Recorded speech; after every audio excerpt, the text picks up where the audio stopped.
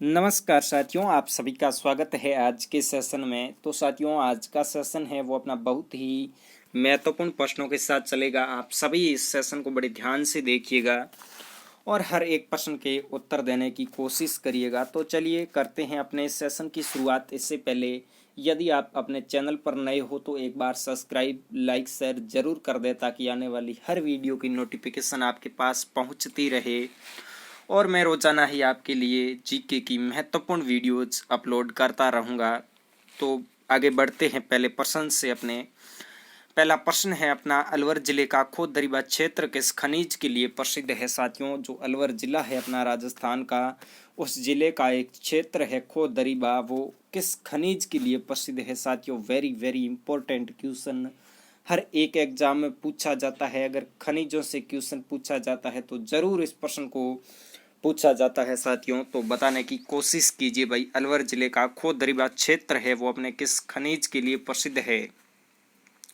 ये सेशन है साथियों जो बीएसटीसी पीटीटी के लिए बहुत ही महत्वपूर्ण है। अच्छे से इन प्रश्नों को याद कर लीजिएगा, बताने की कोशिश कीजिए भाई। खोद दरिबा क्षेत्र अपना ऑप्शन है लोहा, अभ्रक, संगमरमर, तांबा। बताने की कोशिश कीजिए। फिर अपन बढ़ते हैं अगले क्वेश्चन की ओर। तो साथियों, इस प्रश्न का राइट आंसर है वो है तांबा। ऑप्शन नंबर डी है वो अपने इस प्रश्न का बिल्कुल राइट आंसर है।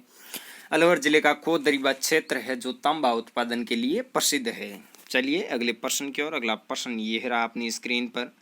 भारत भारत के प्रथम जल विश्वविद्यालय की स्थापना कहाँ की गई। जी हाँ साथियों, भारत के प्रथम जल विश्वविद्यालय की स्थापना बताने की कोशिश कीजिए भाई। राजस्थान के किस जिले में भारत के प्रथम जल विश्वविद्यालय की स्थापना की गई। अपना ऑप्शन है जोधपुर, अलवर, करौली, जयपुर। बताने की कोशिश कीजिए। क्वेश्चन और ऑप्शन दोनों आपके सामने है साथियों, अब उत्तर में कमी नहीं आनी चाहिए। बताने की कोशिश कीजिए भाई, भारत का प्रथम जल विश्वविद्यालय। ऑप्शन है अपने जोधपुर, अलवर, करौली, जयपुर। बताने की कोशिश कीजिए, मुझे आपके उत्तर का इंतजार रहेगा। चलिए करते हैं अब इस प्रश्न के राइट आंसर की बात। तो इसका राइट आंसर है साथियों अलवर। ऑप्शन नंबर बी है वो अपने इस प्रश्न का बिल्कुल राइट आंसर है। अलवर में ही साथियों भारत के प्रथम जल विश्वविद्यालय की स्थापना की गई। अच्छे से याद रख लीजिएगा इन प्रश्नों को। चलिए अगले प्रश्न की ओर। अगला प्रश्न ये रहा अपनी स्क्रीन पर, ये रहा। निमोचना हत्याकांड को जलियांवाला हत्याकांड की संज्ञा किसने दी थी। जी हाँ साथियों, निमोचना हत्याकांड को जलियांवाला हत्याकांड की संज्ञा किसने दी थी। अपना ऑप्शन है पंडित जवाहरलाल नेहरू, सरदार वल्लभ भाई पटेल, सुभाष चंद्र बोस, महात्मा गांधी। बताने की कोशिश कीजिए। दूसरा, जलियांवाला बाग हत्याकांड की संज्ञा दी थी तो वो किसने दी थी साथियों, बताने की कोशिश कीजिए। ऑप्शन आपके सामने है, अब आपके कमेंट रुकने नहीं चाहिए। फिर अपन बढ़ते हैं अगले प्रश्न की ओर। तो चलिए करते हैं साथियों इस प्रश्न के राइट आंसर की बात। तो इसका राइट आंसर होगा Mahatma Gandhi. Option number D है वो अपने इस प्रश्न का बिल्कुल राइट आंसर है। क्या भाई, ऑप्शन नंबर डी है वो अपने इस प्रश्न का बिल्कुल राइट आंसर है।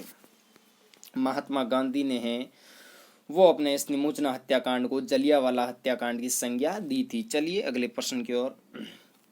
अगला प्रश्न ये रहा अपनी स्क्रीन पर। मूसी महारानी की छतरी का निर्माण किसने करवाया था। जी हाँ साथियों, मूसी महारानी की छतरी है उस छतरी का निर्माण किसने करवाया था। बताने की कोशिश कीजिए। अपने ऑप्शन है बख्तावर सिंह, शिवदान सिंह, विनय सिंह, जय सिंह। बताने की कोशिश कीजिए। हर एक क्वेश्चन एग्जाम की दृष्टि से महत्वपूर्ण है और अंत में आप ये भी बताएं कि कितने कितने सवाल आपके सही हुए। तो एक बार इस प्रश्न का उत्तर देने की कोशिश कीजिए, फिर अपन आगे बढ़ते हैं। मूसी महारानी की छतरी का निर्माण किसने करवाया था। बहुत सिंपल सा क्वेश्चन है साथियों। तो चलिए करते हैं इस प्रश्न के राइट आंसर की बात। तो इसका राइट आंसर है Vinay Singh. Option number C है वो अपने इस प्रश्न का बिल्कुल राइट आंसर है। क्या भाई, option number C, Vinay Singh. चलिए अगले प्रश्न की ओर। अगला प्रश्न ये रहा अपनी स्क्रीन पर। ये ऑप्शन है भाई, क्वेश्चन है भरथरी का मेला कहाँ आयोजित होता है। जी हाँ साथियों, भरथरी का मेला पूछा है अपने से। कहाँ आयोजित होता है भरथरी का मेला। ऑप्शन है जयपुर, बांसवाड़ा, डूंगरपुर, अलवर। बताने की कोशिश कीजिए। इस भरथरी के मेले को कनपटे नाथों का तीर्थ भी कहा जाता है। अब इतना हिंट दे दिया आपको, अब आप बताने की कोशिश कीजिए भाई, कनपटे नाथों का तीर्थ किस मेले को कहा जाता है? तो साथियों भर्तहरि का मेला है वो कनपटे नाथों का तीर्थ कहलाता है। अब आप बता दीजिए कि भर्तहरि का मेला है वो किस जिले में आयोजित होता है। चलिए बताने की कोशिश कीजिए। ऑप्शन आपके सामने है, क्वेश्चन भी सामने है साथियों। अब कमेंट रुकने नहीं चाहिए, बताने की कोशिश कीजिए। फिर अपन बढ़ते हैं अगले प्रश्न की ओर। तो भाई करते हैं इस प्रश्न के राइट आंसर की बात। तो इसका राइट आंसर है अपने अलवर। कहाँ भाई? अलवर। भर्तहरि का मेला है वो अपने अलवर में आयोजित होता है। चलिए अगले प्रश्न की ओर। अगला प्रश्न ये रहा अपनी स्क्रीन पर। किस किले को पंचमहल के नाम से जाना जाता है? जी हाँ साथियों, कौन सा किला पंचमहल के नाम से मशहूर है? बताने की कोशिश कीजिए। ऑप्शन है कांकनबाड़ी का किला, अलवर का किला, नीमराना का किला, और फोर्थ ऑप्शन है नन ऑफ दीज, यानी इनमें से कोई नहीं। बताने की कोशिश कीजिएगा। बहुत ही महत्वपूर्ण क्वेश्चन है, हर एक क्वेश्चन एग्जाम की दृष्टि से महत्वपूर्ण है और ऑथेंटिक क्वेश्चन है हर एक क्वेश्चन। बताने की कोशिश कीजिए भाई, किस किले को पंचमहल के नाम से जाना जाता है? कौन सा किला पंचमहल के नाम से अपना दबदबा रखता है? बताने की कोशिश कीजिए। ऑप्शन आपके सामने है साथियों, कांकनबाड़ी का किला, अलवर का किला, नीमराना का किला, इनमें से कोई नहीं। तो चलिए करते हैं इस प्रश्न के राइट आंसर की बात। तो इसका राइट आंसर होगा अपने ऑप्शन नंबर सी है वो नीमराना का किला है। तो नीमराना का किला इस प्रश्न का अपने राइट आंसर है। नीमराना का किला पंचमहल के नाम से मशहूर है। चलिए अगले प्रश्न की ओर। अगला प्रश्न यह रहा अपनी स्क्रीन पर। बांसवाड़ा राज्य की नींव किसने रखी थी? साथियों बांसवाड़ा राज्य के बारे में पूछा जा रहा है। हालांकि वर्तमान में बांसवाड़ा एक जिला है राजस्थान का।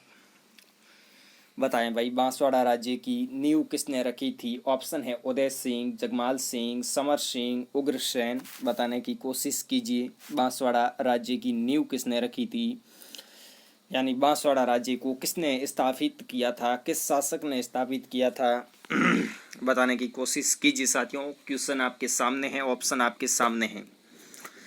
तो चलिए करते हैं इस प्रश्न के राइट आंसर की बात। तो इसका राइट आंसर होगा जगमाल सिंह। भाई ऑप्शन नंबर बी है वो अपने इस प्रश्न का बिल्कुल राइट आंसर है। क्या भाई? Jagmal Singh, option number B. चलिए अगले प्रश्न की ओर। अगला प्रश्न ये रहा अपनी स्क्रीन पर। घोटिया अम्बा मेला का संबंध किस जिले से है? जी हाँ साथियों, घोटिया अम्बा मेला का संबंध किस जिले से है? बताने की कोशिश कीजिएगा। ऑप्शन है अपने बांसवाड़ा, डूंगरपुर, चित्तौड़गढ़, उदयपुर। एक बार आप सभी अपना उत्तर कमेंट बॉक्स में देंगे साथियों। इस प्रश्न का बताने की कोशिश कीजिए। ये क्वेश्चन साथियों बहुत ही महत्वपूर्ण है, किसी न किसी एग्जाम में पूछा गया है और भविष्य में पूछे जाने की भी संभावना है। पूछा गया, कई बार भी पूछा गया है साथियों। तो अच्छे से इस प्रश्न को याद कर लीजिएगा। घोटिया अम्बा मेला का संबंध किस जिले से है, ये आपको बताना है। ऑप्शन आपने सामने हैं और क्वेश्चन भी अपने सामने है, तो जल्दी से बताने की कोशिश कीजिए। फिर अपन अगले प्रश्न की ओर बढ़ते हैं। तो चलिए, मुझे उम्मीद होगी कि आपने अपना ऑप्शन है वो सेलेक्ट कर लिया होगा और कमेंट में भी लिख दिया होगा। तो अब अपन करते हैं इस प्रश्न के राइट आंसर की बात। तो इसका राइट आंसर होगा बांसवाड़ा। ऑप्शन नंबर ए है वो अपने इस प्रश्न का बिल्कुल राइट आंसर है।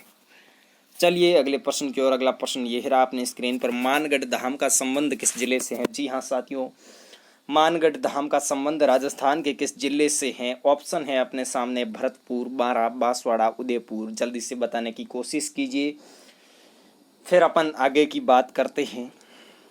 बताएं भाई, मानगढ़ धाम का संबंध किस जिले से है?